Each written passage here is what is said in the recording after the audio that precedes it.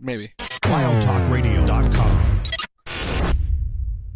Theme song! This is the Firefly Funhouse, and I want to introduce you to some very special friends that I met along the way. Hey, this is Adam Copeland, a.k.a. the Rated R Superstar. Hey guys, this is Renee Paquette. This is Kane from WWE. This is WWE Superstar Drew McIntyre. Hello, this is WWE Hall of Famer, the Heartbreak Kid, Shawn Michaels. Hi, this is Bree, and this is Nikki, and we're the Battle Twins. This is Christopher Daniels, and what I like to do on my off days is listen to the rap, and now you are too. And it is awesome. Satisfaction is guaranteed.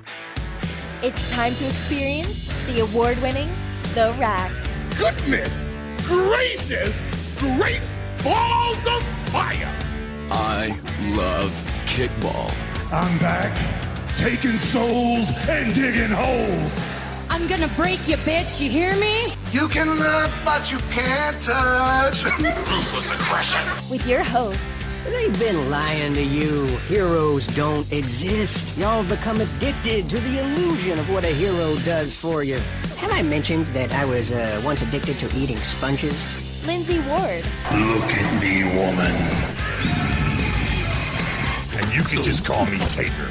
Oh my God, it's Taker, Taker, Taker, Taker. Does Taker hate me? Oh my God, it's Taker. And she was a wicked, wicked child who spat and swore and chewed tobacco. I like puppets. Stickers! And her producer, Sir Rockin. My little creatures of the night will now experience the magical art of puppetry. If you smell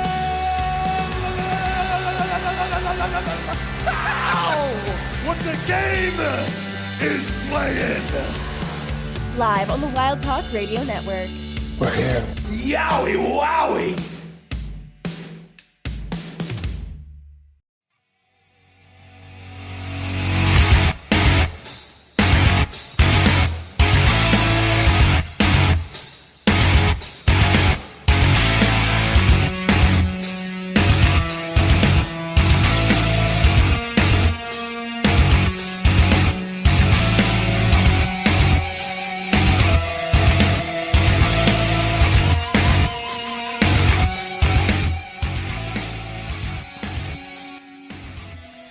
Good evening, everyone. Welcome to The Rack right here on WildTalkRadio.com, brought to you by our friends over at MBG Films. Check them out, youtube.com/MBG1211.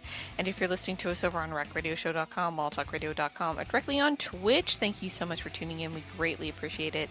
If you're on Twitch and you happen to have a Prime Gaming sub available, well, you can use it here for free for 30 days.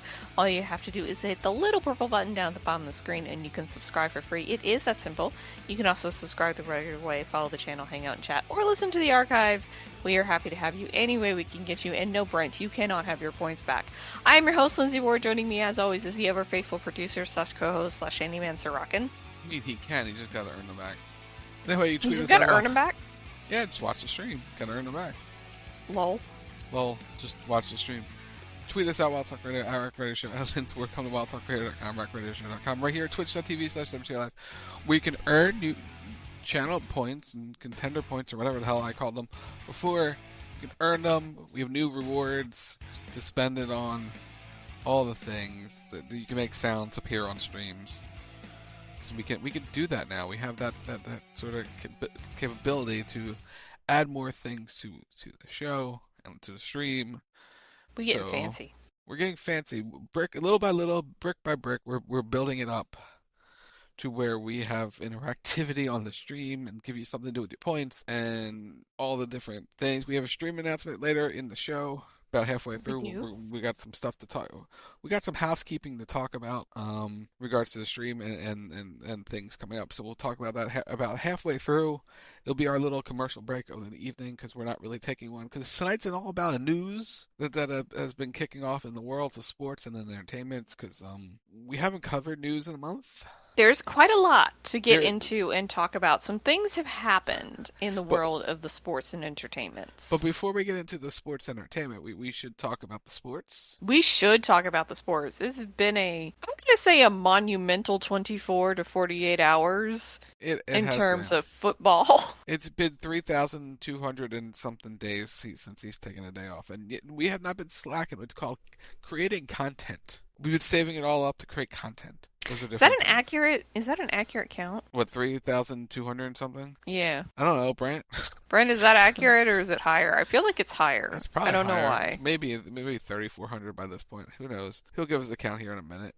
But yeah, sports. If you haven't seen in the sports, we've 3,734 and counting. Sir, you have a problem. But people have some days off, including Bill Belichick. Maybe. Yes, we saw the Pete Carroll and Nick Saban. They have days off now. I mean, to be fair, 3 well-deserved, at least in one case, 1 very well-deserved retirement on behalf of Nick Saban. He has more than earned the right to go fuck off and do whatever he wants. He has quite literally nothing left to prove in terms of the world of college football. He is a god in Tuscaloosa at this point. It's the end of an era in terms of Bill Belichick and Pete Carroll. Belichick and the Patriots, after 24 years, came to an agreement for Belichick to step away and leave the team in a very classy send-off. Okay, all that classy. I mean, he just said some things and then left. He didn't even take questions. Bill Belichick. What do you expect? I like to thank my players, and he thanked the dining room people. I mean, that's classy. He wore a suit. It was weird. Him wearing a suit is weird. We've seen inside Bill Belichick's house. We have. This is not a fancy man, okay? This is just a dude, okay? I did not have high expectations. I will say, I liked how the Seahawks did it with Carroll, where... that one feels weird, but okay. Well, it feels weird, but it was like, we're not completely firing him, but we're keeping him on as a consultant. He's an advisor. Like, they acknowledged... He's an advisor to a team probably till his contract runs out, which is next year. Yeah. So it's like, but instead of just outright firing him, it's like, okay, all right, we're going to acknowledge everything you did because he did do a lot for the Seahawks. He built that team. He brought them their first Super Bowl. He's kind of a dick in certain areas, but we forgive that. And so it's like he's done a lot for the team, for the city, and it's like to just fire him after everything is kind of sort of like, So I like how they were like, hey, we're going to keep you around and let your contract run out, as opposed to just firing you, because in part... they probably didn't want to pay him out. It's probably honestly cheaper to just pay his contract out versus to just buy him out. Possibly. It all depends on how things go with him. And if he finds a job, well, then he's no longer an advisor and they don't have to pay him. So there's probably stipulations there. He'd probably be out for this season. But I like that he still could potentially influence the team at least for one more year, and that it was the way that they worded the announcement, it was the way that they handled it that I really liked. It's very similar in the way for how they did Bill Belichick, because normally it's just like they throw the coach out. Let the good times roll. They just throw the coach out on his ass. Subscribed for 25 months. What is a chef's favorite wrestling hold? The artichoke. Thanks for the subscription. Thanks, Amy, for how many was it? 25 months in a row? Thank you. 25, yeah. But yeah, I like how they did that because normally they just throw the coach out on their ass, like Atlanta did. And a lot of other places did so far. There's 8 head coaching opportunities. What was weird was the Titans. Yeah, that was a weird one because he took them almost to the playoffs. And in terms of football teams, Tennessee was not that bad. He was what?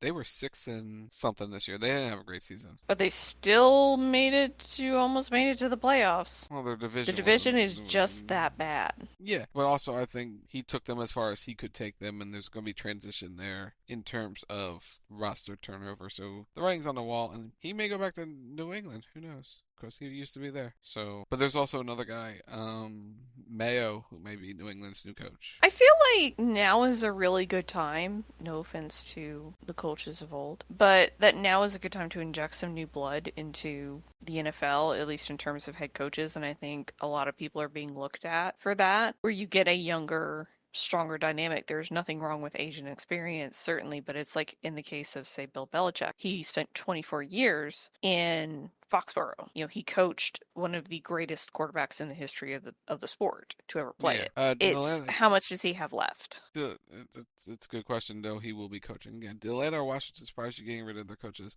No. Especially Washington, new regime. They're going to put in their own people. Rivera was a holdover from the old ownership group, so it made sense for Washington to clean house, as it were, start anew. Josh Harris and Magic Johnson can put in their own people on the coaching staff, and Atlanta always goes through turnover, so Atlanta firing a coach is not a surprise. Arthur Smith was up in the air, and I think if he had managed to win that final game, he might have been kept around.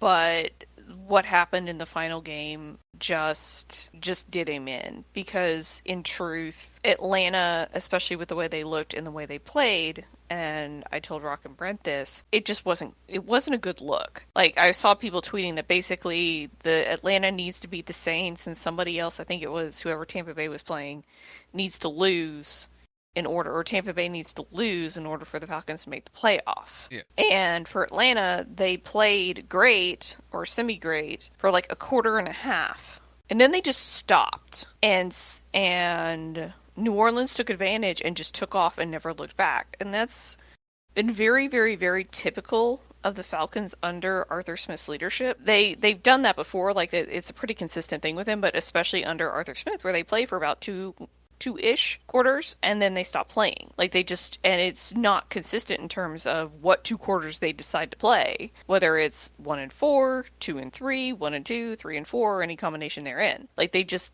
stop playing, and they look like shit. Who else do you think will be out of the coaching job in the NFL? I would pay attention to Pittsburgh and see how their playoff run goes, because I've heard things that Mike Tomlin may be wrapping it up like Belichick has. It's like the time is running out just because you've been there so long that you need a change, sort of like how when the Eagles had Andy Reid that they needed a change, kind of along those lines. I wouldn't mind if Mike Tomlin came here. So I think Tomlin could be possibly on the way out. Beyond that, I don't think any other changes are made in terms of coaches, because we've got 8, and usually that's around the number. I don't think Dallas makes a change. If Dallas loses this week, they could make a run if they want someone like Belichick. They want a big splashy name. If they want a name, I think Belichick's going to LA or Atlanta. I can't picture Belichick going to Dallas. I just feel like that would be an entirely caustic situation between Jerry and Bill. No, but I can't imagine them getting along. But it would be, that's the spotlighted thing where Bill doesn't have to worry about being GM. He just has to be a coach. Eagles coaches on the hot seat? No, but coordinators, yes. They're probably gone. Yeah, it's gonna be interesting to see how much movement is done under the coaches as well. Like, going back to Atlanta, I don't think Arthur Smith was necessarily the entire problem, because we had somebody before him. They weren't good. We had somebody before that guy. They weren't. I think that was Dan Quinn. Wait, did Arthur Smith take over for Dan Quinn? I don't remember. We've had so many coaches, I don't even know anymore. Peterson's not out of Jacksonville. He's fine there. Trevor was hurt. Just like it's going to come out that Jalen's been hurt all year, and that will play a part in a lot of things. Dan Quinn is the rumor to Seattle. I mean, that's possible. I mean, Dan Quinn is a good coach. The problem is that just maybe Atlanta wasn't the right team for him. He's a very good influence in terms of being a quality coach. But honestly, I think he's somewhat sitting pretty in Dallas. All depends. Like, I don't think his job isn't in any danger right now. Unless he wants to be a head coach again. What would be a surprise coaching hire? I don't know. I would be a surprise coaching hire. Yeah, there you go. That's a good start. Did he do the 28-3? Was it under Dan Quinn or was it under somebody else? You would. It's your team. Do you think I can keep track of all the bullshit my team does? Yes, that's what you have to do. It was Dan, according to Matt. It was Dan. Okay. Or Ban, or whichever one it is. That's just football talk. I'm very curious to see what happens in the off season. Like I said, I really would like to see some new fresh blood. It's no offense to any of the coaches out there, but you have people that have been doing this for literally years, and maybe it's time to move on. In terms of college, with Nick Saban retiring, that's going to be an incredibly, incredibly interesting thing to watch. Basically, who gets handed the Bama dynasty? from Nick Saban. Because he was smart enough to retire really at the top of the decline for him. Like Bama was still dominant. Bama was still good, but they were not as dominant as they have been in years past, and that's just because there's been an overall improvement in the SEC. So it's going to be a very curious thing to watch of who they pick and who takes over, because that's a tough job. Like Saban has rebuilt that entire program from the ground up since he took it over. It'll be interesting to see who stays in Alabama. Yeah, like the transfer portal's about to get full. It will be. Yeah, unless they make commitments to, they want to stick with whoever the coach is. So that's kind of the big thing is you gotta find the right guy who will stick with, and who the players want to stick with, because they've all made commitments to Saban, and we'll see where it goes. AEW will take over a coach. That's funny. I don't.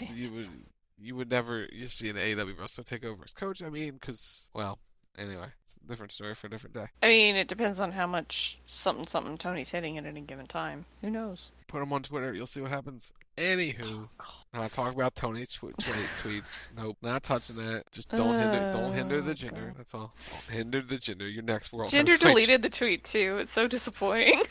Everyone screen captured it. Doesn't matter. It exists. Oh, I know, but still, it's like no. Let the shit stand. Leave that there. That's good for you. The hat he was wearing, that was not the best look for him either. Well, wasn't that Tony Storm's hat? Yep, he just kept on trying to answer serious questions. Not the best look. It was a whole ass look. It was something. So anyway, speaking of AEW, let's get into the news. Brought to you by our friends over at MBG Films, youtube.com/MBG1211. And by the way, you are listening to The Rack right here on WildTalkRadio.com. Ding! There you go. So we have, just in case anybody missed the intro, a bunch of news. A month's worth of news. Indeed. And there's a bunch of big stories hanging out there that we have not been able to talk about because holidays and special programs and everything else. Indeed. So Katsuyori Shibata has re-signed with AEW. Congratulations to them. Yeah, so he's making the transition over from New Japan to full-time with AEW. We'll see what happens. It's weird when a New Japan guy signs with AEW because it's like they could still work there if they want to. Just saying. They could, but maybe they don't. Sean Spears and Andrade have both left AEW or are in the process of leaving. I think Andrade's already done. I'm not sure Spears is out yet or not. Both are done as of the 1st of this month. Okay. I was going to say, I thought Spears said his contract expired on the 31st, but I wasn't 100% sure. It was that was December. It's a lot has happened. I'm just saying, and we'll just get this one out of the way. Congrats to Sean Spears and Cassie Lee on the announcement that she's pregnant with their second child. Yes, congratulations to them. That's super, super duper exciting. And we'll just hit it here. Jessica McKay, aka Billie Kay, gave birth to her first child on the 20th. So congratulations to her. Both ladies doing things that are iconic. Indeed. So yeah, congrats to both. So they'll have kids running around together. That's pretty cool. So, but it's not all sunshine and roses for AEW. No. There's some issues out there. One of them we'll get to when we get to the Blame Prince. But before we get to the bad stuff, AEW has hired Kosha Irby as the COO. He worked for WWE from 2011 to 2018 as the regional director of live events. So the fact that he's taking over as the chief operating officer of the company is very, very, very, very interesting. Especially with the couple moves you're just about to announce. Yeah, so AEW's VP of Live Events and Touring, Raphael Morphy, I hope I said that right, I think so, left the company, and he has supposedly taken a job with the Nets. That's all rumor, no confirmation. That's all rumor. That's kind of what I heard about it. Raphael was formerly with WWE's PR at one point in time. So we're having some shifting and moving there, possibly regarding touring, which, as we know, Jeff Jarrett is over there booking their events in terms of touring. Which was when they were touring? But now they're not? They're not doing house shows anymore because they've created a show called Collision. So who knows exactly what's going on there? Nobody's really sure, but it's an interesting swap between Irby and Morphy there. And I'll kind of be curious to see if Jarrett or Irby picks up Morphe's responsibilities. And then this is where there's smoke, there's fire, y'all. So AEW's chief marketing and merchandising officer, individual person, Dana Massey, aka Matt Jackson's wife, Matt Jackson of the Young Bucks. The Young Bucks executive vice president, Matt Jackson. That Matt Jackson. Jackson. Who has been there since day one, hold up your finger, has left the company. And it doesn't seem like it was an amicable parting. That was a weird one. Like, with her, like, she's been there since day one. She's been behind a lot of the things they've been doing from, like, when merch was sort of a thing before, like, they got the deals with for Shop AEW and stuff. She was like the driving force behind it. She's done a lot of it, and a lot of it unacknowledged by the company. Yeah, and that's a big. It shows the seismic shift of what the company's becoming, and we've seen it with people coming and going over the last few months, like the QT Marshalls of the world and stuff like that, where people who were doing things when the company started and how they were formatting the company in the beginning, everything sort of shifted. We're having new COOs, we're having new people in different roles, where, like, hey, Jimmy Jacobs is now taking over for what QT was doing and stuff like that. So you kind of see the direction of we're changing how we once did it from mom and pop to more of a full-on organization. I would hope to God CJ Perry doesn't go on the cruise, given what's going on with her finger. She just needs to, like, take care of that shit. She shouldn't be on any sort of cruise at this point. But yeah, you could just see the shift in, like, structure of the company and kind of where they want to see it, and because this is the biggest year in the company's history coming up. They need a new TV deal. 100% need a new TV deal, whether it's Warner or someone else, and they gotta perform and they gotta look and act like a professional organization in terms of having all their ducks in a row. And that's where you see the changes going, like, oh hey, we have new COO, we have new VP of this, we have a new executive producer, we have new people in the truck, we're changing the feel and the look of our shows. You're seeing it going from a hey, we're putting on a wrestling show to we gotta look like a well-run organization from top to bottom, and that's where we're at with it. And so all these changes you're seeing and all the different people being brought in are like, okay, there's a shift, and everyone's been seeing this shift, and not just on TV. It's you can see the changes that they've been trying to make all along, and right now there's been some big ones. Yeah. Brett and I kind of talked about this, and I think the description that you used best is very apt in the sense that it's becoming less mom and pop. Mm-hmm. It's becoming less about Cody and the Bucks and Kenny, the Elite, everybody who helped found the company. It is becoming Tony's company. And I think with all the issues that AEW has had in the last year, from talent problems to money problems, it sounds like, it's basic. I have to wonder if Tony hasn't been told, you need to get your shit together. And I have to wonder if Tony isn't feeling some of the pressure, especially with, as you mentioned, the TV deals, because there's a deal on the table between WWE and CW, which means Warner Brothers, I believe, who owns CW, and you can correct me if I'm wrong on that, have a deal. They're in bed together.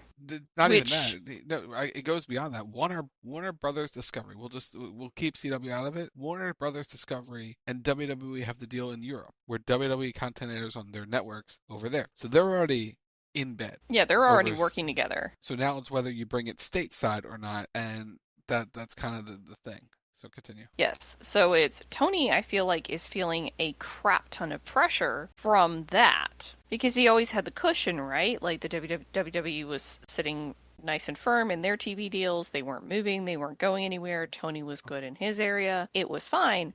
And now you're coming into the negotiation years for both AEW and WWE. And with WWE being the absolute powerhouse that it is, it's a very attractive property from a money standpoint for someone like Warner Brothers Discovery, who has to basically balance their books after the merger. What does not help Tony's cause is I don't believe AEW is bringing in a lot of advertising revenue. Not as much as you would want, but nothing is bringing in revenue in wrestling. Nothing is necessarily bringing in revenue in wrestling, but when you look at the sponsors that WWE can secure versus you look at the sponsors that AEW can secure, they are a much more attractive property, especially for a company that is looking to make money off of advertising. You also have the fact that WWE is much more family friendly, which is great for Discovery. They like family friendly. They enjoy family friendly. Even if they go a little trashy sometimes, they're all about that family friendly. So it could be bad news for AEW in the sense that you have a household name, an advertising powerhouse, a crossover powerhouse that can bring in potentially some of the biggest stars in the world. Taylor Swift is still a rumor. And Mama Kelsey went to the Performance Center, so we all know what that means. No, but Taylor Mania is running wild, brother. Taylor Mania is running wild. It would be an absolute coup if they got her, but they can attract some of the biggest stars in the world just by their capability. Tony does not have that kind of power, and that makes him less attractive, especially considering the fact that his numbers are not climbing, they're not increasing. Hunter has turned WWE around. He's been able to bring their ratings back up. They are not nearly what they were before in the past, but you're seeing more and more people come back to WWE because the product is an enjoyable thing to watch. And they found a nice balance of PG and edge, not the wrestler, the actual, attitude era, I guess, if you want to call it, where it's a little bit less kid-friendly and a little bit more just enjoyable for everybody. That's a problem for AEW. That's a problem for Tony. And so it's, as you mentioned, we're going to bring in people who are more professional. We're going to polish the company up. We're going to make it look better. They have to go up against the juggernaut that is WWE and the fact that they've just gone through the TKO merger and they're running like a well-oiled machine, at least on the outside. There could be huge problems on the inside, but on the outside, everything is running completely as it should. Like, they merged and there wasn't even a fucking hiccup in terms of anything. Like, they were ready to go. That was executed perfectly. And they just, UFC and WWE have just gone on like nothing happened. Which is that's a huge deal. Is what you want, other than corporate fireworks and whatnot. But that's all. The television product has been pretty much the same. And we're gonna talk about another story with WWE here in a bit that kind of plays into all the other things. But I mean, if Tony is making strides to improve the company, I think that's a very good thing for him. That's a great thing for him. I feel like fixing some of the internal problems may help eventually fix some of the external problems, but they have a long way to go, especially in the image department. Especially with Tony as a leader. They gotta handle things. They have their own little Judas on their hands. And so can't musically play your way through a tag team match. Anyway, moving on. Anyway, they have some problems. They have some things that they need to correct. They need to fix. Please, for the love of God, do not go on Twitter and talk smack about people. Please don't do that. WCW did something similar back in the day before Twitter, and it blew up in their face. So, WWE to buy AEW, go for Triple H. I don't know if they can.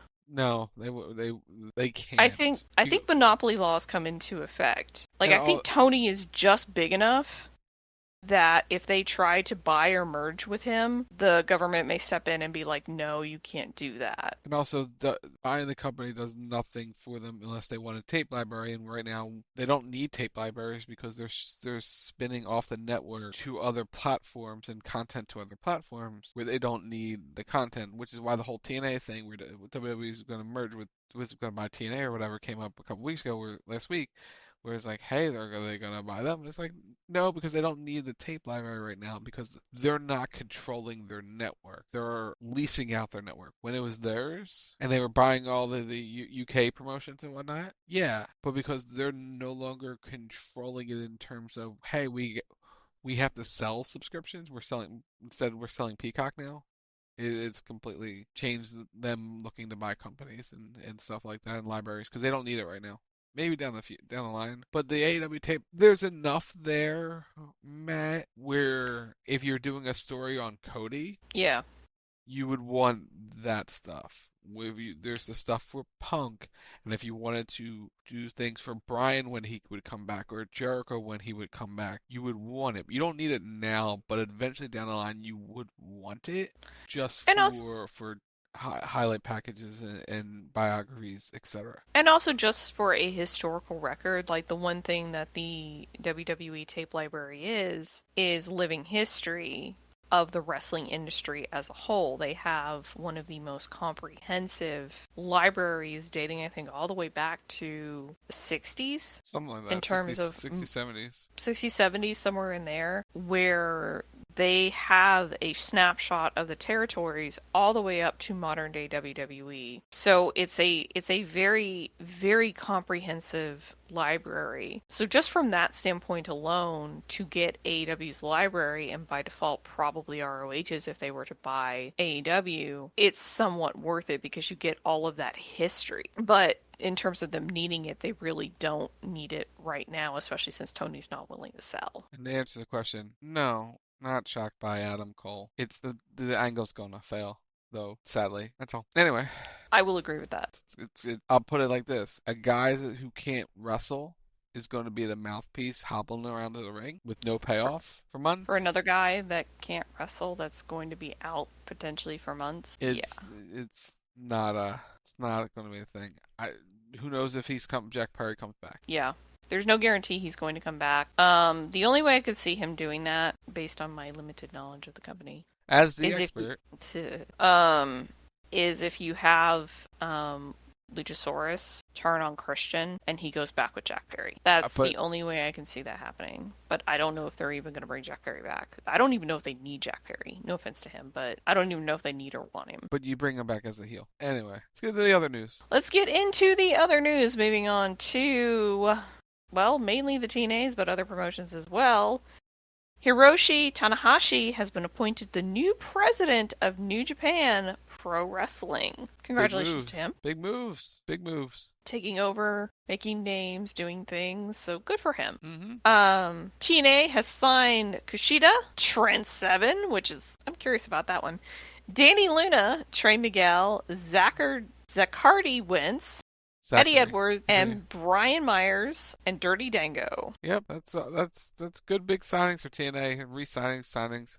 They're all signings because they're now signing with TNA Wrestling.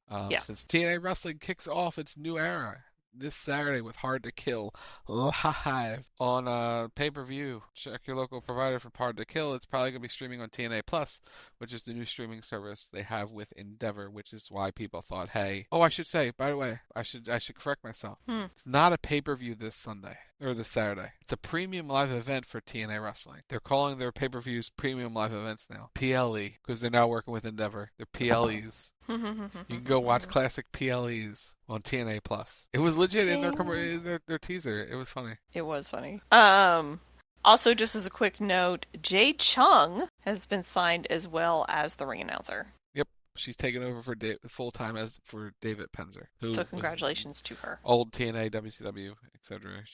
She's been working with them now, but she's now officially the ring announcer for the company. So there you go. TNA be making more new moves in 2024. They have announced a new licensing deal for action figures with Powertown Wrestling to produce TNA action figures and accessories, with Series 1 set to debut in summer of 2024. Pre-sale orders for Series 1 will begin on March of this year, and the figures will be shipped in August of this year. Series 2 of the TNA Wrestling line will be shipped in December of 2024. So get your shit now. Get your pre-orders in now. Apparently she's Jason Alexander's wife, or Josh Alexander's wife. That makes sense. That helps. That helps. Also, TNA announced brand new title belts. They debuted them, and they're pretty. They've been announcing them all week on social. The red and the yellow mix on the belts look really good. I like how we got black straps for a couple of the men's titles. The women get the white ones like WWE has, and there's the red tag belts. They're pretty cool. Mm-hmm. And it was cool to see the X Division belt look more like an X, with how you can tell it's the X on the X Division title again, which I really like. I also like how they did the Digital Media Championship. Yeah, they all look good with the pattern on it. They're really nice. If you haven't seen them, go look them up. They're really, really actually very nicely done. And feel appropriate for the brand. They feel appropriate for the brand. And it's like you look at the Knockouts title, mm-hmm. which Naomi has. Trinity. Naomi's coming back. Anyway, but that's rumor. What Trinity has, it looks like a belt now. Like the belt she was holding, like the previous belt, the Impact version. It's like it was a small little belt. This looks like a championship you want to hold, which is great If again to see them have like a full championship again. If I remember properly, they caught a lot of flack for the Impact Women's title just because of how small it was. Because I think I remember when that debuted, and a lot of people were like, "Wait, what? That's it?" Yeah, this version just looked not great in terms of size, but this belt that they were showing off this week looks like a championship you want to hold. Yeah.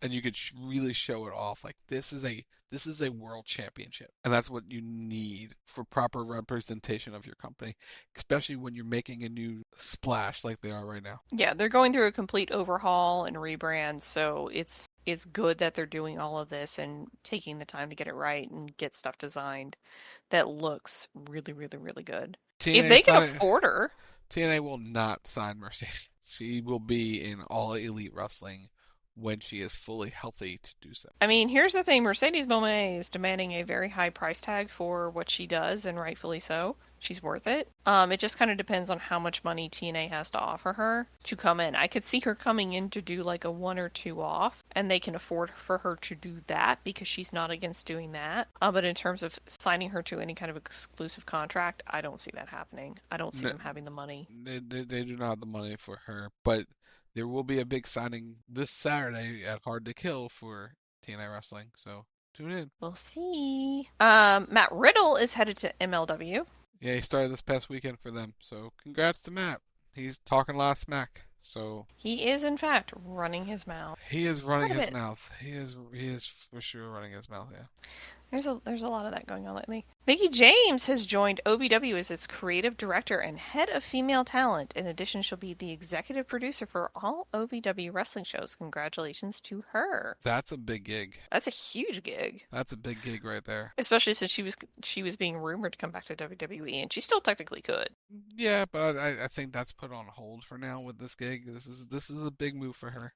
So congrats to Mickie James. This is what she's wanted. She's wanted to do stuff with NWA like this. She's tried it probably in TNA, wanted some like big role. So now for OVW, she gets to be she's the director of their creative. So it's a female influenced product now. That's a big to do in the sports entertainment pro wrestling world. So this is her way of transitioning out of the ring to putting her focus on others and help building other characters up. And it'll be interesting to see what she does with that promotion and see where it goes. So it's not like they don't have like a mainstream TV deal or anything like that, but it's enough where she can have some influence and kind of build a resume, as it were. Yeah, and that's cool. That is very cool. That is what you want. And so with that, you have announcements. We have announcements to make. Number one, as you see on your stream, the screens right now, twitch.tv/WTL Live, the Royal Rumble entry contest has begun.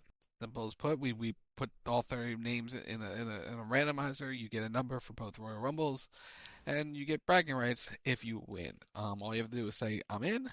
And Matt, you're in. Amy, you're in because she messaged on the Facebooks. So anyone, if you want to be part of it, you just say I'm in, and you're entered, and we'll have the announcement on Wrestle Talk Radio on the 21st. We'll do the drawing live, and yeah, that'll be fun. So it's called bragging rights. You can talk shit if you want when you win, because it's fun, and it makes the Royal Rumble fun because it's Rumble's one of the best times of the year. So that's announcement number one. So we'll be talking about we'll hype this up as we go throughout the shows in the next 10 days. Number two, your schedule for Royal Rumble week. We'll have a Royal Rumble preview on Sunday, the 21st on Wrestle Talk Radio as normal, while the Raw Rumble Go Home show for the Raw Post show on the 22nd. We'll preview the Royal Rumble on the 25th here on the Rack. We have a special Friday stream at 10 p.m. Eastern. We'll have the Royal Rumble simulations in WWE 2K23 after SmackDown, so we'll be doing that. We'll be live with a review on the Rack on the 27th after the Rumble ends, and then WTR will give a full review that Sunday. So that's your Royal Rumble covered. I'll be streaming live here at twitch.tv/WTO Live. Which chat, if you have Amazon Prime, link to your Twitch account. It's called Prime Gaming. Support the channel by clicking the purple rectangle at the bottom of the screen. You get an ad-free experience when you subscribe to the channel. So that's content coming. We'll have some, the WWE 2K23 content, which is going to be fun. We'll do the 2 Royal Rumble matches and whatever other matches get announced for the show. We'll simulate them. We'll chat through them. I'll get Brent and Lindsey to come on, and we'll just chat through it and have some fun. We will enjoy ourselves. We will enjoy ourselves, and we'll have the capability where they're not delayed this time. They'll actually be able to see it live, and it'll be a full experience. So technologies. $1,000 computer. It's worth it. It is indeed worth it. So we'll be able to do some stuff with WWE 2K23 on that day. So there'll be some additional content for everybody going forward. So yeah. So that's some stream announcements. By the way, chat, you can use credit code RockSoccer, Lindsey Ward in the Fortnite item shop or Epic Game Store because we are #Epic Partners because this is the Rack Live right here on the Wild Talk Radio Network. And we got some WWE news to get into to close out the night. Oh, yes. So, starting it off, all new episodes of WWE Rivals and Biography. WWE Legends are set to start on February 25th at 8/7 Central, only on A&E. This season of Rivals will focus on Triple H's rivalry with The Rock, as well as the rivalries between Randy Savage and Jake Roberts, Undertaker and Shawn Michaels, John Cena and Randy Orton, The Miz and Daniel Bryan, even the rivalry between the Dudley Boys, Edge, Christian, and the Hardy Boys. After Rivals Biography, this season will focus on WWE Hall of Famers Diamond Dallas Page, Scott Hall, the British Bulldog, and Sergeant Slaughter, as well as current stars Randy Orton and the undisputed WWE Champion Roman Reigns. Rivals will air at 8 p.m. Eastern, followed by Biography at 9. Miz and Daniel Bryan's an interesting one. We've seen stuff with Undertaker and Shawn, but that's cool they're doing it. And Cena and Orton's a nice one. And Edge, Christian, Hardys, and Dudleys, none of them work for the company, so that'll be interesting. I'm curious to see how they're going to film that. Probably got a lot of stuff filmed with Edge before he left. They probably got everything with Edge, but Christian's not under contract. The Hardys haven't been under contract. And there's the whole Jeff situation, and then the Dudleys. I think doesn't Devon work for them? Isn't he a producer? Not anymore, no. I thought he was. No. After his health stuff, I think he gave that up. He may work down in NXT, but I don't think he is anymore. Because I know they're on good terms with Bully Ray, so they're on good terms with Devon too, but so they can probably film with him. But yeah, so it will be interesting. It'll be interesting to see what happens. To see who gives their assent and who doesn't. Because Is Christian all elite or is he Impact? Christian's all elite. He's their TNT champion. Well, I know that, but there was a question of, I think at one point, where he was going to go. Speaking of the Dudleys, they will be inducted into the 2300 Arena Hall of Fame WrestleMania week. That's cool. Good for them. Congratulations to them. The 2300 Arena is the former ECW Arena. All right, what else we got? Did they scrub it first? They've rebuilt it, yes. They rebuilt it? Inside. I was going to say, it hosts boxing events. Shithole on the outside? Yes. But they host boxing events all the time. It's a bad area. It's a bad neighborhood. It's not in a good place. I remember going to it, and when I went, and that was a while ago, I'm not going to say how long ago, it wasn't a bad neighborhood then, or wasn't a good neighborhood then. That area is not the best neighborhood. No, they've redone the building. No, when I was in there, it was still, I think, the original ECW arena. So because Impact was running events there. It's not the best location. No, it's no. Not the nicest part of our city. No. No. It's better. The building's better, but it's. Well, parking's always going to suck, given where it is. It's South Philly. There's no parking. There's not a lot of parking in Philly in general. I'm going to be real. Parking is a challenge in your city, at least downtown. Downtown, yes. Center City, there's public transportation is always key. I mean, actually, Center City is super walkable. Yes, but to get to it, that's a pain in the ass. Public transportation is the best. But yeah, Center City is walkable. So is South Philly if you're safe. If you don't feel like dying. Depends on your area. Anyway, big news for the XFL. The Rock has officially emerged with the USFL to form the UFL.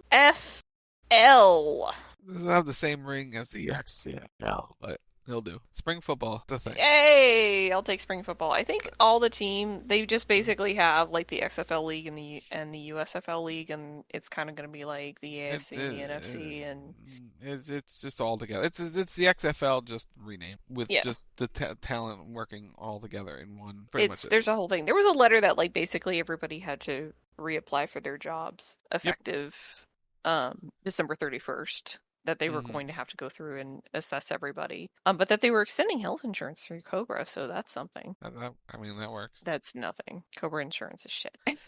Anyway. Something.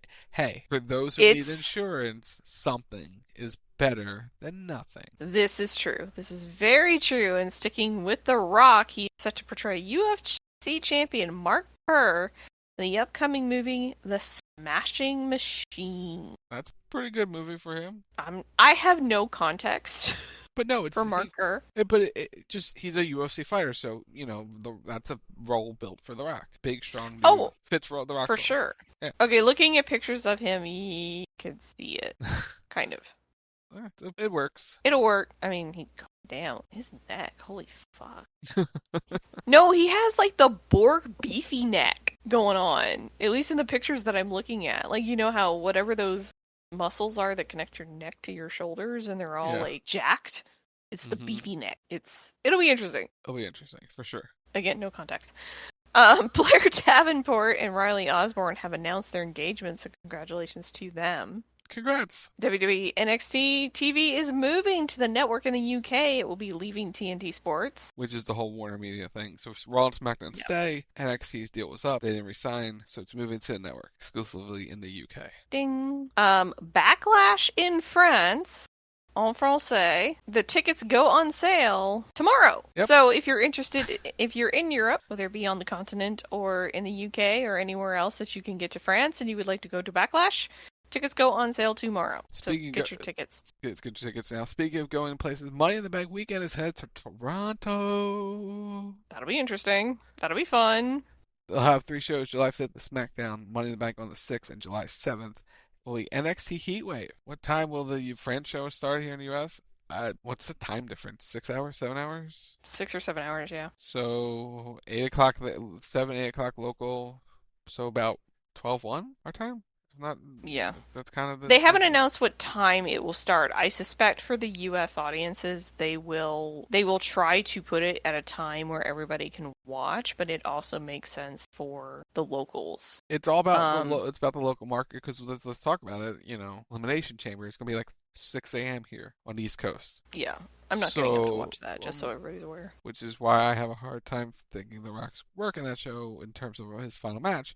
But it's a story for a different day. Yeah, that's what, like, the Australian show will be 6 a.m. Eastern time, so you're going to be watching it on, most likely, on delay. Because unless you're really that diehard and want to get up for the 5 a.m. pre-show. They're saying it's at 7 p.m. on May 4th. So 7 p.m. local? I believe so, yes. So that'll be like 12:01 here. Or wait, no, that's the SmackDown. So think it'll be the same time-ish. Yeah. So... Yeah, Saturday, May 4th at 7 p.m., so... Yeah, so it'll be, you do the time difference, 1 p.m., pre-shows, whatever. Sort of like Crown Jewel, kind of on the same time frame. It's a 6-hour time difference, so it will be overnight, basically, for us. But that's okay, because you can get up and watch it the next day. And No, it'll be, if it's 7 p.m. local, you go back 6 hours. So it's afternoon here. Yeah, it's how the Europe shows work. No, I think they're at... Okay, so Google says it is currently, right now, as of the filming of the show, it is 11:05 p.m. on a Thursday. It is currently in Lyon, France, which is where the event is being held, at 5:05 in the morning. 5:05 in the morning there, so you do the time difference backwards. So it's like a mid-afternoon show here, and it's late. It's a normal primetime show there. Okay. Yeah.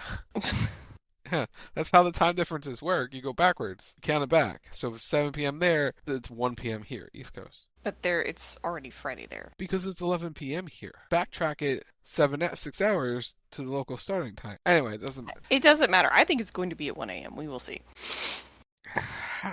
If it's that makes no sense. Okay, moving on.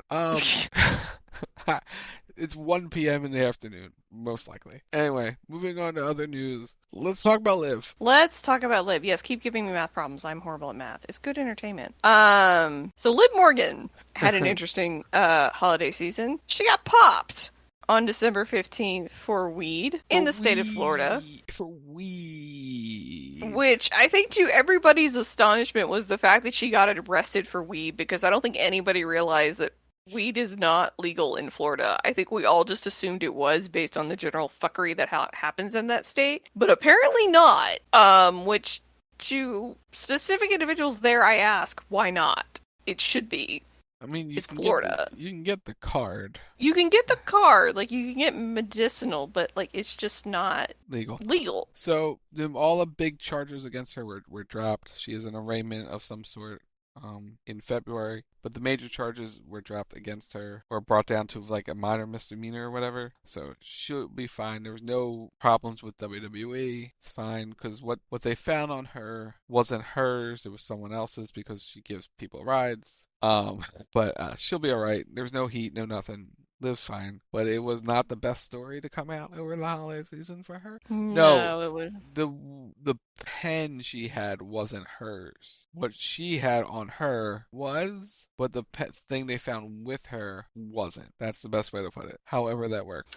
She's not in any trouble. That's the important thing. She's not in any trouble. She'll pay a fine and maybe community service or whatever, but that's about it. But they do have her off TV, at least for the time being, I believe, just until she's been off TV because of injury and stuff. So none of that has anything to do with it. It's because there's a Royal Rumble in a couple of weeks. Yep, that's what I'm thinking. We'll be seeing Liv in the Rumble. Because that's a good way to bring her back. So, speaking of new contracts, Zelina Vega, Charlotte Flair, and Bayley have all signed brand new WWE contracts. So, congratulations to them. And also joining them are Ray. Before you get to that, Charlotte's is one of the biggest women's contracts of all time. Good for her. Get that bag, girl. Do the thing. Ray and Dominic Mysterio have also re-signed as well. Mm-hmm. But yeah, the Charlotte thing is, I mean, do we expect anything less? She is currently the highest paid female in the company. Currently. Keywords. Until Becky resigns. Until Becky resigns later this year. Currently, she is the highest paid female athlete that they have, and rightfully so, and Bayley probably got a big bump in a deal, and Zelina got a big bump in her deal. It's a big year for the women because they signed contracts back 5 years ago. A lot of them, when they moved up to the main roster and stuff. This is a big year where the focus is this is where all the hard work has paid off. It's like, here's your big payday. And a lot of them are going to see it, all their hard work, pay off. And that's why the whole thing with Mercedes, Sasha Banks, is she wants the high contract. And WWE is like, well, you left us. We see value, but we don't feel the need because we can't. As we've seen, WWE hasn't needed Sasha Mercedes. They haven't needed her to fill content. They have a whole performance center full of women who can step into that role and who have stepped into her role. As we've seen over the last few weeks, months, and year, it's worked out pretty well. So it's like, we're going to pay the people who stuck with us rather than the people who haven't. And were they willing to take her back? Yes, but they weren't going to overpay for her. But they're going to pay people like Zelina, who's made a big difference, and Charlotte and Bayley and the like, just to, like, especially with Endeavor and TKO and the whole everything like that. This is a sign of we see value in our talent, and it's paying off. There are people who stayed and essentially put up with the bullshit, and that's being rewarded, and then there are people who chose to leave. Yeah. And it's the people that stayed and pushed through and have helped to support the company. And by the way, I in no way say that Sasha is wrong in that decision or Mercedes is wrong in that decision. It's just they're looking at it from a standpoint of, okay, so Charlotte has stayed, has worked her ass off, has carried the company in many respects, and has done so relatively uncomplainingly. You don't hear a lot about her necessarily causing problems aside from her and Becky. She knows her worth, she's pushy, take that as what you will, versus Mercedes, who walked out, who felt she wasn't being used properly, who was not happy, who made the decision that, hey, I'm going to walk out, I'm going to hold the company up in terms of my contract. I'm going to refuse to honor my contract based on the fact of these reasons, which are perfectly valid. And I'm going to then get let out of my contract and go reinvent myself on the indies. And she's been very, very clear that she's in it for the money. Hence, The Monet. She's not in it for necessary. She's doing it also because she wants to work for all these different promotions, but she expects to be paid accordingly. That's why you won't see her show up at your local bingo halls because they can't afford her. So for her to come back and demand as much as Charlotte Flair or some of the other women after she basically left is kind of like, okay, but what about this person? Because it does take money away from somebody who paid. And I think, and this is just all conjecture, and it could be that, they're kind of looking at Sasha and they're looking at their roster and going, yes, you are worth a high amount, but not as much as this. And I'm not saying it's right or it's wrong, but just that could be where their head's at with it. And Mercedes could still come back. They could still work it out. At some point. It all depends. At some point, it all depends on what happens with Tony and how much Tony is willing to pay her to come in. And she's got to prove that she's healthy as well. Yeah. And can stay healthy because that's kind of where we're at with her. Yeah, that's the other side of it. But speaking of Char... Speaking of injury, blame Brents? Yeah, let's do the blame Brents. Bones breaking, backs cracking, shoulders snapping. It's this week's injury roundup. Provided Andrade, before we get into the injuries, provided Andrade is in the clear, then yes, he will likely show up at some point. I don't know if it'll be Rumble, but I assume it's a Rumble if he's coming in. I don't like to make assumptions. If he's at coming this point. If he's coming in, you would use him in the Rumble. Beyond that, I don't know what direction you have for him at the moment, because he's someone who could sit out 6 months, because you really, realistically looking at it, name me the match you want Andrade at WrestleMania. When you figure out his on WrestleMania match, then you can figure out what you want to do with him. If you don't have that big WrestleMania match, is he worth even signing? It's something that... You think about it like that. Let's go ahead and talk about it. Charlotte Flair has a injured ACL and knee. # blame Brent. She's tore the ACL. She's had the surgery. She has started rehab. So that's a couple month, 6 to 8 month recovery? That's 9 months, at least. Yeah. So in terms of Andrade coming back, he could come back at the Royal Rumble, or they could wait 9 months and have him come back with Charlotte. There's no rush for him to come back, because I honestly don't think he's necessarily going to go anywhere else unless he wants to go work some indies, which he's more than welcome to do. And I'm sure they would not have an issue with that. But they can wait on him for a while, because it's not like he's going to go back to AEW. From what I understand, that was not an amicable parting by any stretch of the imagination. So a couple things. One, he could go out, work Mexico, but two, he was supposed to work a GCW show and is no longer working it.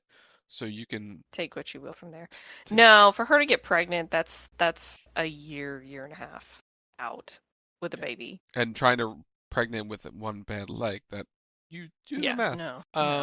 Anyway, the other blame Brent. I hope everything's okay here. We haven't heard much on it, but I hope he's okay. Kenny Omega has diverticulitis. # blame Brent. He was hospitalized in December for it, and There has not been a lot of word about him since. Hopefully he's doing well. Hopefully he's okay. Hopefully he's fine. There is no news on when he's going to be back. It's going to be a while.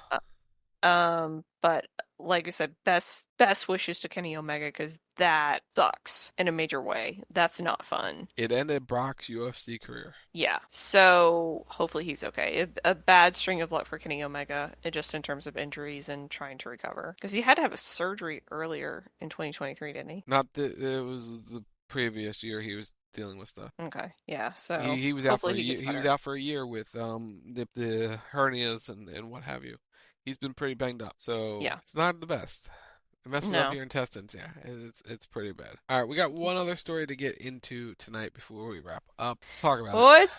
It's a doozy. It's actually a set of stories. I'm going to talk about the top one first. Yeah, because it leads into the next it leads to the second one.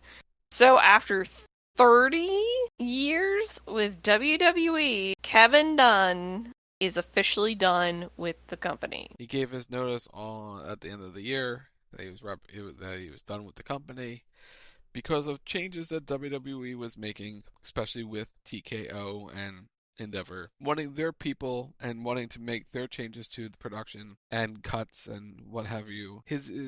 He was a Vince McMahon guy. He stuck around for Vince all these years. He's been on his way out a few times, but he's always stayed around for Vince. Now that there's no sign of Vince McMahon ever having power over the product anymore, there's no reason for Kevin Dunn to stay. He's at the point where he's made a lot of money. A shit ton of money. Probably just Vince made him a very rich man. He's a very rich man, and rightfully so. It's for his product that he's produced, whatever you think of him and what he thinks of talent is, and things he may or may not have done, notwithstanding, did a lot for the company over the years. We can get rid of all the 20 cuts and whatever that you see on the program. That's beside the point.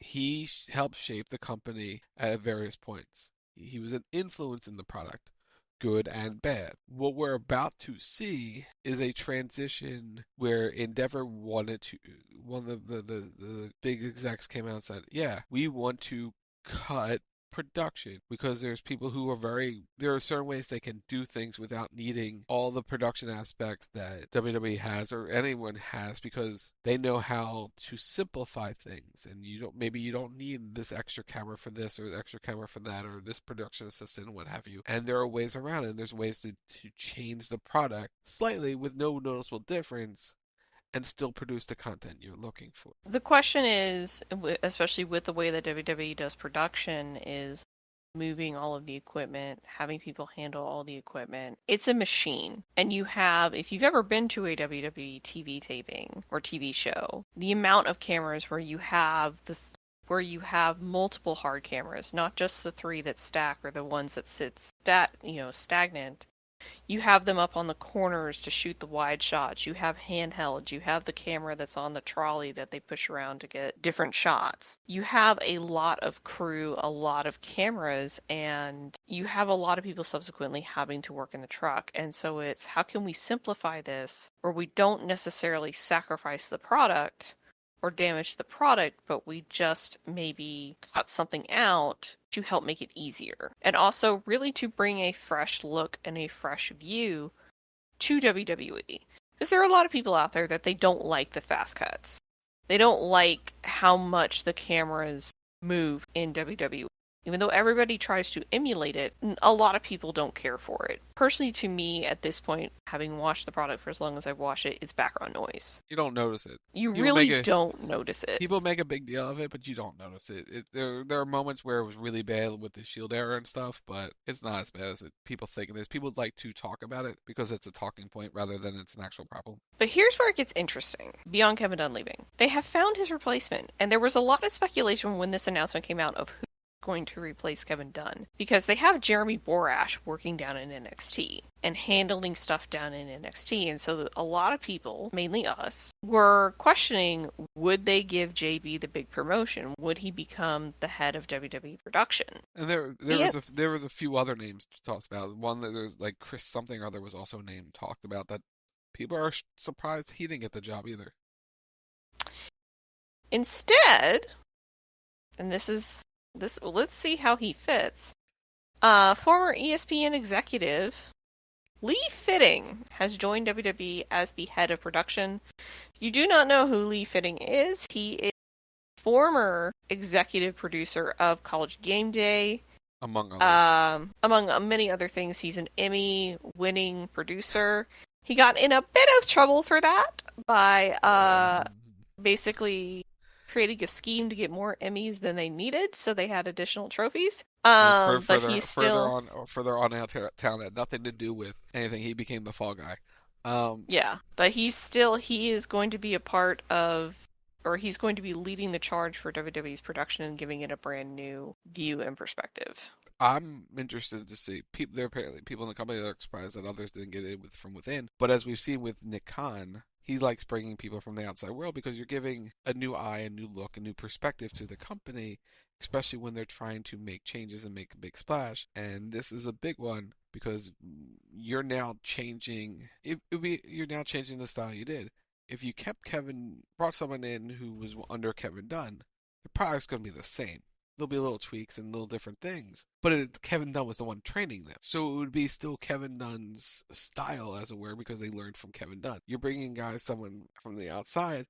He didn't work with Kevin Dunn, so he doesn't know the Kevin Dunn style. He knows what the WWE does, but he can put his own spin on it. he can make some changes and go from there. I'd be interested to see how the pre-shows change, and I hope they take on a college game day type feel. I'm curious to see how things are shot, if they make some changes of things, how they're shot backstage and stuff like that. I'm kind of curious when he actually takes over, because there's going to be a lot of people who pick up Kevin Dunn's roles, but Lee Fitting's going to be the guy at the head of it. He's going to be the head of the table. He'll be the head of the table. It's going to be interesting to see how it changes, even if we notice any changes. And I think we will over time. You'll see different way they do things and how they fit in sponsorships and what have you, and how things are possibly shot. It's the right thing for WWE. WWE needs it, especially going forward. If it's all about a new era, you have to have a new look, a new presentation, and he'll probably have ways he wants to improve the set and change the set and what have you. So it's the evolution. Because after 30-something years, 40 years of WWE coming on WrestleMania 40, it's got to look different. It's got to change. And if you're not just bringing some local guy in, hey, that doesn't have a resume. This guy has a resume, and you want that. And I'm curious to see how it changes and how they make the shows feel different going forward. And it's an all new era whenever he officially takes over. I don't know the exact starting date. I don't know anything like that, but it'll be good. It will be an interesting thing, because especially with WWE becoming even more of a global product this year, where they're going outside of the US, they're going into different markets. Now is really the perfect time to strike in terms of reinventing and evolving the product and taking it in a slightly different direction, where it's still WWE. You're still getting everything that you're used to, but it's just a slightly, as you mentioned, different presentation. I would love to see the backstage stuff redone. I would love to see the stand-ups sort of evolved and changed. Do I feel like it needs to become College Game Day exactly? No, but there's different ways to do it, different ways to handle it. I wouldn't mind if they would go out and have wrestlers in the wild and have them, because I think the one thing that NXT has done really, really well is sort of take essentially wrestlers into the wild, where you're not doing your traditional backstage stand-ups. You still do it, but NXT's doing something really nice based on the limited amount that I've seen, where it just feels different, it looks different, it's just a nicer overall presentation of the backstage stuff versus what we see on Raw and SmackDown, because in Raw and SmackDown they're in the fishbowl that is the arena.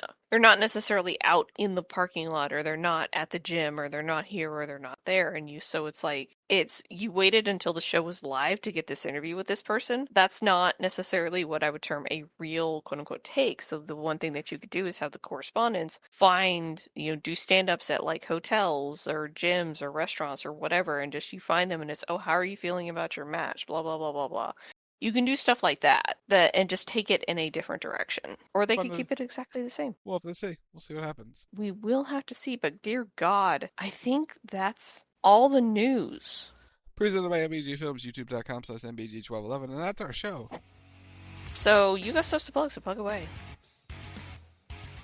Indeed, I have stuff to talk about. So let's talk all about the things. All right, Saturday, 11:30 p.m. Eastern is another edition of CB Radio. Here's the lineup for CB Radio. We're going to be doing the fantasy draft for AEW. If everyone shows up, we're gonna have the interns corner, and we're gonna have our AEW predictions. So we're gonna review the ones from last year and make some new ones. We'll do it in an expedited process compared to what we do here. We're going to have all that on Saturday. Sunday, it's the WTR prediction show for Wrestle Talk Radio at 10 p.m. Eastern. We get Tim and Brent's predictions. You'll have Casey's via me. We'll go through last year's and go through that and make some new predictions for 2023. There is no post-show on Monday because I'm watching the Eagles game. So that will be back the following week as we gear up for Royal Rumble week. We'll be back next Thursday, 10 p.m. Eastern, for another edition of Rack. What we're doing is something. We'll have news, notes, and a discussion of some sort next week, 10 p.m. Eastern on the show. It's at Rack Radio Show on all social media platforms or wherever you get your podcasts. Search the Rack Radio Show. It's at Wild Talk Radio, Facebook.com/Wild Talk Radio Network. Chat. Royal Rumble entry contest is now started. Just say I'm in. The drawing will be on the Royal Rumble preview show for Wrestle Talk Radio on the 21st. Simple and easy. You get a number for both the men's and the women's Royal Rumble, and You go from there. It's called bragging rights. It's fun and it's exciting. You all get a number. And then during the show, you'll say, hey, I got this person. And then you can root on your favorite or maybe not so favorite WWE superstar in the Royal Rumbles that Saturday. So there's all that. Chat, if you have that Amazon Prime, link it to your Twitch account. It's called Prime Gaming. Support the channel by clicking the purple rectangle button below the screen. You can also use credit code ROCKETSOCK or Lindsey Ward. The Fortnite item shop or Epic Games Store. Why? Because we are #Epic Partners. You can follow me on most of the social medias at Lindsey Ward, LNS. You can check me out on Twitch, twitch.tv/LindsWard. You can also follow me over on YouTube, youtube.com/@LindsWard, and check me out on TikTok, LindsWard0. I stream in Lincoln Impact and Honkai Star Rail, but come hang out, we have a good time. I will talk wrestling if you ask me questions. And just in general, depending on if it's on. And while you're liking and subscribing and watching and doing all the things, especially over on the YouTubes, you can check out Matt's channel, MBG Films, youtube.com/MBG1211, and, give him a comment, tell him we said hi, and tell him he's awesome because we do love Matt. He's a good friend of the show. So with that, we're going to go. We hope you guys have a good one and have a good weekend. So for Rock, I'm Lindsey Ward. You've been listening to The Rock right here on WildTalkRadio.com, and we'll see you later. Bye!